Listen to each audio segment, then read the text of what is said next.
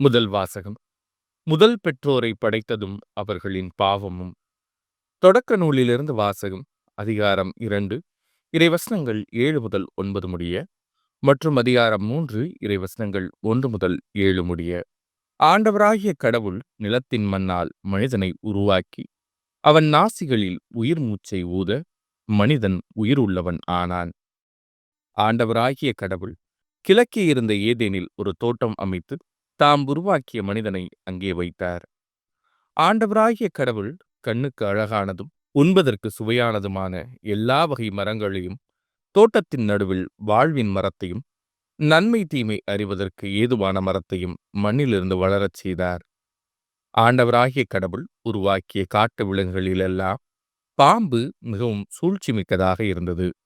அது பெண்ணிடம், கடவுள் உங்களிடம் தோட்டத்திலுள்ள எல்லா மரங்களிலிருந்தும் உண்ணக்கூடாது என்றது உண்மையா என்று கேட்டது.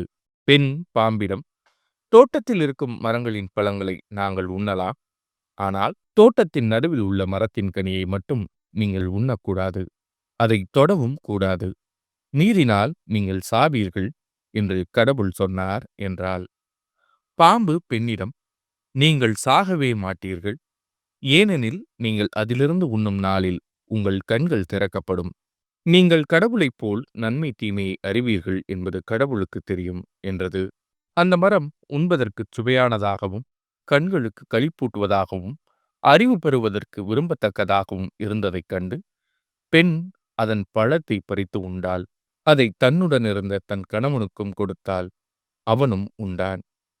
அப்பொழுது அவர்கள் இருவரின் கண்களும் திறக்கப்பட்டன. அவர்கள் தாங்கள் ஆடையின்றி இருப்பதை அறிந்தனர். ஆகவே அத்தி இலைகளை தைத்து தங்களுக்கு ஆடைகளை செய்து கொண்டனர். இது ஆண்டவரின் அருள்வாக்கு. இறைவா, உமக்கு நன்றி. பதிலுரை பாடல். ஆண்டவரே இரக்கமாயிரும், ஏனெனில் நாங்கள் பாவம் செய்தோம். கடவுளே, உமது பேரன்புக்கேற்ப எனக்கு இரங்கும், உமது அளவற்ற இரக்கத்திற்கேற்ப என் குற்றங்களை துடைத்தருளும். என் தீவினை முற்றிலும் நீங்கும்படி என்னை கழுவியருளும், என் பாவம் அற்றுப்போகும்படி என்னை தூய்மையாக்கியருளும். ஆண்டவரே இரக்கமாயிரும், ஏனெனில் நாங்கள் பாவம் செய்தோம். ஏனெனில் என் குற்றங்களை நான் உணர்கின்றேன், என் பாவம் எப்போதும் என் மனக்கண் முன் நிற்கின்றது. உமக்கு எதிராக நான் பாவம் செய்தேன், உமது பார்வையில் தீயது செய்தேன். ஆண்டவரே இரக்கமாயிரும், ஏனெனில் நாங்கள் பாவம் செய்தோம். கடவுளே, தூயதோர் உள்ளத்தை என்னுள்ளே படைத்தருளும், உறுதி தரும் ஆவியை, புதுப்பிக்கும் ஆவியை என்னுள்ளே உருவாக்கியருளும். உமது முன்னிலையிலிருந்து என்னை தள்ளிவிடாதேயும், உமது தூய ஆவியை என்னிடமிருந்து எடுத்து விடாதேயும். ஆண்டவரே இரக்கமாயிரும், ஏனெனில் நாங்கள் பாவம் செய்தோம். மீட்பின் மகிழ்ச்சியை மீண்டும் எனக்கு அளித்தருளும், தன்னார்வ மனம் தந்து என்னை தாங்கியருளும். என் தலைவரே, என் இதழ்களை திறந்தருளும், அப்பொழுது என் வாய் உமக்கு புகழ் சாற்றிடும். ஆண்டவரே இரக்கமாயிரும், ஏனெனில் நாங்கள் பாவம் செய்தோம். இரண்டாம் வாசகம். பாவம் பெருகிய இடத்தில் அருள் அணை கடந்து பெருக்கெடுத்தது. திருத்தூதர் பவுல் ரோமேருக்கு எழுதிய திருமுகத்திலிருந்து வாசகம். அதிகாரம் 5, இறைவசனங்கள் 12 முதல் 19 முடிய. சகோதரர் சகோதரிகளே, ஒரே ஒரு மனிதன் வழியாய் பாவம் இந்த உலகத்தில் நுழைந்தது. அந்த பாவத்தின் வழியாய் சாவு வந்தது. அதுபோலவே எல்லா மனிதரும் பாவம் செய்ததால் எல்லா மனிதரையும் சாவு கவ்விக்கொண்டது. திருச்சட்டம் தரப்படும் முன்பும் உலகில் பாவம் இருந்தது. ஆனால் சட்டம் இல்லாத போது அது பாவமாக கருதப்படவில்லை. ஆயினும் ஆதாம் முதல் மோசே வரையில் இருந்தவர்கள் ஆதாமைப் போல் கடவுளின் கட்டளையை மீறி பாவம் செய்யவில்லை. எனினும் சாவு அவர்கள் மீதும் ஆட்சி செலுத்திற்று. இந்த ஆதாம் வரவிருந்தவருக்கு முன்னடையாளமாயிருக்கிறார். ஆனால் குற்றத்தின் தன்மை வேறு, அருள் கொடையின் தன்மை வேறு. எவ்வாறெனில், ஒருவர் செய்த குற்றத்தால் பலரும் இறந்தனர். ஆனால் கடவுளின் அருளும் இயேசு கிறிஸ்து என்னும் ஒரே மனிதரின் வழியாய் வரும் அருள் கொடையும் பலருக்கும் மிகுதியாய் கிடைத்தது. இந்த அருள் கொடையின் விளைவு வேறு, அந்த ஒரு மனிதர் செய்த பாவத்தின் விளைவு வேறு. எவ்வாறெனில், ஒரு மனிதர் செய்த குற்றத்துக்கு தீர்ப்பாக கிடைத்தது தண்டனை, பலருடைய குற்றங்களுக்கும் தீர்ப்பாக கிடைத்ததோ அருள் கொடையாக வந்த விடுதலை. மேலும் ஒருவர் குற்றத்தாலே அந்த ஒருவர் வழியாக சாவு ஆட்சி செலுத்தினதென்றால், அருள் பெருக்கையும் கடவுளுக்கு ஏற்புடையவராகும் கொடையையும் இயேசு கிறிஸ்து என்னும் ஒருவர் வழியாக அடைந்து கொண்டவர்கள் வாழ்வு பெற்று ஆட்சி செலுத்துவார்கள் என இன்னும் மிக உறுதியாய் நம்பலாமன்றோ? ஆகவே ஒருவரின் குற்றம் எல்லா மனிதருக்கும் தண்டனை தீர்ப்பாய் அமைந்தது போல் ஒரே ஒருவரின் ஏற்புடைய செயல் எல்லா மனிதருக்கும் வாழ்வளிக்கும் விடுதலை தீர்ப்பாய் அமைந்தது. ஒரு மனிதரின் கீழ்ப்படியாமையால் பலர் பாவிகளானது போல் ஒருவரின் கீழ்ப்படிதலால் பலர் கடவுளுக்கு ஏற்புடையவர்கள் ஆவார்கள். இது ஆண்டவரின் அருள்வாக்கு. இறைவா, உமக்கு நன்றி. நற்செய்திக்கு முன் வசனம்: மனிதர் அப்பத்தினால் மட்டுமல்ல, மாறாக கடவுளின் வாய்ச்சொல் ஒவ்வொன்றாலும் வாழ்வர். நற்செய்தி வாசகம்: இயேசு 40 நாள் நோன்பிருக்கிறார், சோதிக்கப்படுகிறார். மத்தேயு எழுதிய தூய நற்செய்தியிலிருந்து வாசகம். அதிகாரம் 4, இறைவசனங்கள் 1 முதல் 11 முடிய. அக்காலத்தில் இயேசு அழகினால் சோதிக்கப்படுவதற்காக பாலை நிலத்திற்கு தூய ஆவியால் அழைத்துச் செல்லப்பட்டார். அவர் 40 நாள் இரவும் பகலும் நோன்பிருந்தார். அதன் பின் பசியுற்றார். சோதிக்கிறவன் அவரை அணுகி, நீர் இறைமகன் என்றால் இந்த கற்கள் அப்பமாகும்படி கட்டளையிடும் என்றான். அவர் மறுமொழியாக, மனிதர் அப்பத்தினால் மட்டுமல்ல, மாறாக கடவுளின் வாய்ச்சல் ஒவ்வொன்றாலும் வாழ்வர் என மறைநூலில் எழுதியுள்ளதே என்றார். பின்னர் அழகை அவரை எருசலேம் திருநகரத்திற்கு கூட்டிச் சென்றது. கோவிலின் உயர்ந்த பகுதியில் அவரை நிறுத்தி, நீர் இறைமகன் என்றால் கீழே குதியும். கடவுள் தம் தூதருக்கு உம்மை குறித்து கட்டளையிடுவார். உமது கால் கல்லில் மோதாதபடி அவர்கள் தங்கள் கைகளில் உம்மை தாங்கிக் கொள்வார்கள் என்று மறைநூலில் எழுதியுள்ளது என்று அழகை அவரிடம் சொன்னது. இயேசு அதனிடம், உன் கடவுளாகிய ஆண்டவரை சோதிக்க வேண்டாம் எனவும் எழுதியுள்ளதே என்று சொன்னார். மறுபடியும் அழகை அவரை மிக உயர்ந்த ஒரு மலைக்கு கூட்டிச் சென்று உலக அரசுகள் அனைத்தையும் அவற்றின் மேன்மையையும் அவருக்கு காட்டி அவரிடம், நீர் நெடுஞ்சான் கிடையாக விழுந்து என்னை வணங்கினால் இவை அனைத்தையும் உமக்கு தருவேன் என்றது. அப்பொழுது இயேசு அதனை பார்த்து, அகன்று போ சாத்தானே, உன் கடவுளாகிய ஆண்டவரை வணங்கி அவர் ஒருவருக்கே பணி செய் என்றும் மறைநூலில் எழுதியுள்ளது என்றார். பின்னர் அழகை அவரை விட்டு அகன்றது. உடனே வானதூதர் வந்து அவருக்கு பணிவிடை செய்தனர். இது ஆண்டவரின் அருள்வாக்கு. கிறிஸ்துவே, உமக்கு புகழ். இறையேசுவில் அன்புக்குரிய சகோதர சகோதரிகளே, நம் ஆண்டவர் இயேசு கிறிஸ்துவின் நாமத்தின் பெயரால் உங்கள் அனைவருக்கும் அன்பையும் சமாதானத்தையும் பகிர்ந்து கொள்கிறேன். நாம் தவக்காலத்தின் முதல் ஞாயிற்றுக்கிழமையிலே இருக்கின்றோம்.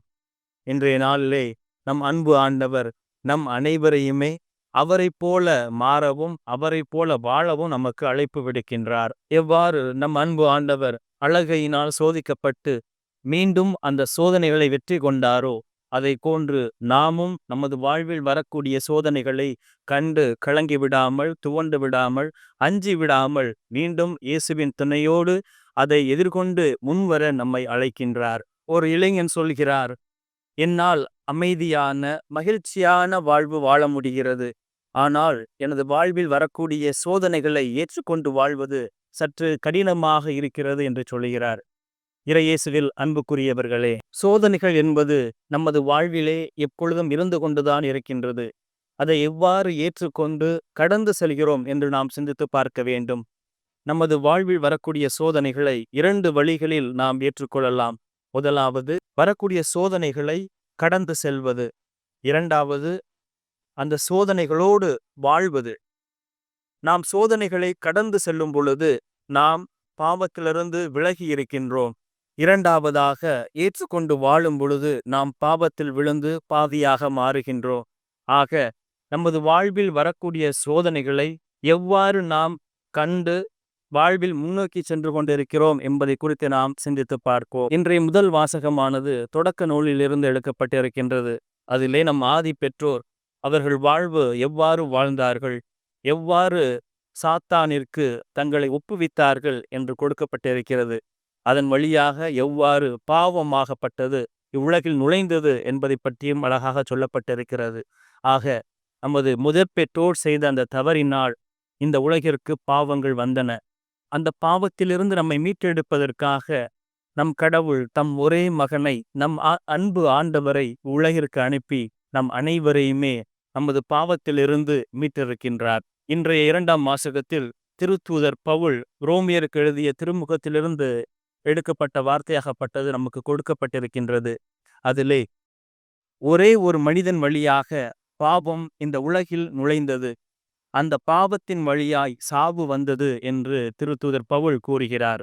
ஆக ஒரு மனிதன் வழியாகத்தான் பாவம் இவ்வுலகிற்கு வந்தது. இன்று அந்த ஒரே மனிதன் வழியாகத்தான் அந்த பாவமாகப்பட்டது நமது வாழ்வில் இருந்து கழுவப்பட்டு களையப்பட இருக்கிறது.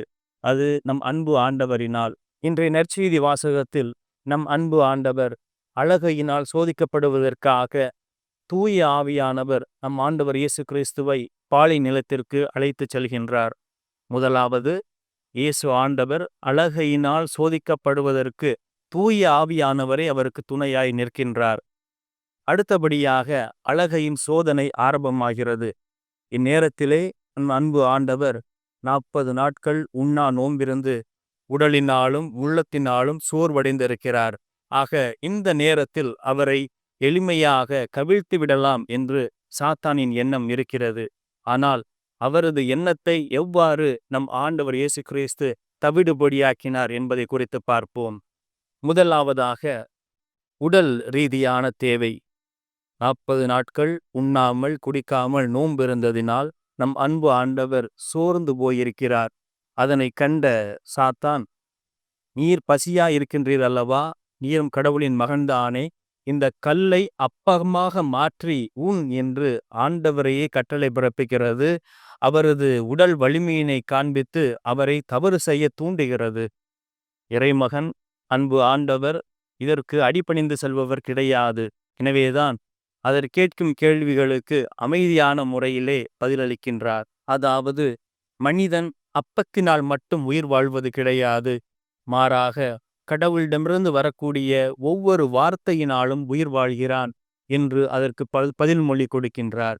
அடுத்தபடியாக அழகை ஆண்டவரை சோதிக்கும் நோக்குடன் கோவிலின் உயர்ந்த பகுதிக்கு அவரை அழைத்துச் சென்று, நீர் இறைமகன் என்றால் கீழே குதியும், கடவுள் தம் தூதருக்கு உம்மை குறித்து கட்டளையிடுவார், உமது கால் கல்லில் மோதாதபடி அவர்கள் தங்கள் கைகளில் உம்மை தாங்கிக் கொள்வார்கள் என்று மறைநூலில் எழுதியுள்ளது என்று அழகை அவரிடம் சொன்னது. இயேசு அதற்கு, உன் கடவுளாகிய ஆண்டவரை சோதிக்க வேண்டாம் எனவும் எழுதியுள்ளதே என்றார். இறையேசுவில் அன்புக்குரியவர்களே, அழகை தனக்கு கொடுக்கப்பட்ட அந்த சிறிது நேரத்திலே எவ்வாறெல்லாம் ஆண்டவரை கவிழ்த்துவிட வேண்டும் என்பதற்காக கேள்விகள் எழுப்புகிறது. ஆனால் அன்பு ஆண்டவர், உன் கடவுளை நீ சோதிக்காதே என்று அதற்கு நேரடியாகவே பதில் கொடுக்கின்றார். நாம் நமது துன்பமான துயரமான நேரங்களில் கடவுள் நம்மோடு துணை இருக்கிறார் என்பதை ஏற்று வாழ வேண்டும். நாமும் நமது இயலாமையினால் பல நேரங்களிலே நாம் கடவுள் இருக்கிறாரா, எனது துன்பத்தை கண்டு அவரும் மனம் இறங்கவில்லையே என்று அவரை குறித்து சில நேரங்களில் கேள்விகள் எழுப்புகிறோம். மாறாக நாம் அமைதியான உள்ளத்துடன் இயேசுவிற்காக, அவருடைய வருகைக்காக, அவரது நம் வாழ்வில் செய்யக்கூடிய அனைத்து முயற்சிகளுக்காகவும் காத்திருப்போம். நன்னாளில் அவர் நமக்கு அனைத்து தேவைகளையும் கொடுப்பார். அடுத்ததாக, மனிதன் சொத்திற்கும் பணத்திற்கும் அடிமையாகி கொண்டிருக்கிறான் என்பதன் ஒரு வெளிப்பாடாகத்தான் அழகையின் கேள்வியாகப்பட்டது இருக்கிறது. அதாவது, நீர் நெடுஞ்சான் கிடையாக விழுந்து என்னை வணங்கினால் உனக்கு நான் அனைத்து சொத்துக்களையும் சுகங்களையும் கொடுப்பேன் என்று ஆண்டவர் இயேசு கிறிஸ்துவினை சோதிக்கின்றது. ஆனால் நம் அன்பு ஆண்டவர் அது சொல்லக்கூடிய அழகை சொல்லக்கூடிய ஆசை வார்த்தைகளுக்கு இணங்காமல் இயேசு அதனை பார்த்து, அகன்று போ சாத்தானே, உன் கடவுளாகி ஆண்டவரை வணங்கி அவர் ஒருவருக்கே பணி செய் என்றும் மறைநூலில் எழுதியுள்ளதே என்றார். இறையேசுவில் அன்புக்குரியவர்களே, மனிதர்களாகிய நாம் நமது இயலாமையினால் பாவங்கள் செய்கிறோம்.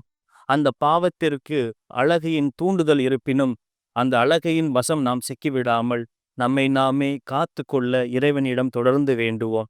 குறிப்பாக இந்த தவக்காலமானது நமது நிந்தனைகளை உணர்ந்து, நமது வாழ்வை உணர்ந்து, கடவுள் நமக்கு செய்திருக்கக்கூடிய அனைத்து நல்ல காரியங்களையும் உணர்ந்து, நமக்காக அனைத்தையும் செய்ய ஆண்டவருக்காக குறிப்பாக இந்த 40 நாட்கள் நம்மையே தகுதிப்படுத்தி அவரை போற்றும் வண்ணமாக நம்மை நாம் தகுதிப்படுத்திக் கொள்ளுவோம். புயலுக்கு பின் அமைதி என்று சொல்லுவார்கள். நமது வாழ்விலும் ஒரு காலகட்டத்தில் துன்பங்கள் துயரங்கள் தலை தோங்கி இருந்தாலும் மறுபுறம் அவை அனைத்துமே கடவுள் முன்பாக நலமான வாழ்வாக, மகிழ்ச்சியான வாழ்வாக அமையப்பெறும் என்பதில் எந்த ஒரு அச்சமும் இல்லை என்று நமது வாழ்வை முன்னெடுத்துச் செல்வோம். குறிப்பாக இந்த தவக்காலமானது நம்மை தகுதியான முறையிலே கடவுள் முன் நிறுத்துவதற்கு, நம்மை நாம் தயாரிப்பதற்கு கொடுக்கப்பட்டிருக்கக்கூடிய ஒரு அருளின் காலம் என்பதை உணர்ந்தவர்களாக, நம் அன்பு ஆண்டவர் எவ்வாறு இறைவனின் துணையோடும் இறை வார்த்தையின் துணையோடும் வானதூதர்களின் வழிநடத்துதலிலும் எவ்வாறு அந்த சவால்கள் அனைத்தையும் ஏற்று நடந்தாரோ, அதே போன்று நாமும் இறை வார்த்தையை தாங்கியவர்களாக, நம் அன்பு இயேசுவை அன்பு செய்து எந்நாளும் வணங்கக்கூடியவராக அவரது பாதையில் பயணித்து இவ்வுலகிலே எழக்கூடிய அனைத்து அழகையின் சவால்களையும் ஏற்று நாம் முன்னோக்கி செல்ல இறைவனின் துணையை ஒவ்வொரு நாளும் நாடுவோம். நம் அன்பு ஆண்டவர் நம் அனைவரையுமே நிறைவாக காத்து ஆசீர்வதித்து வழிநடத்துவாராக. ஆமென்.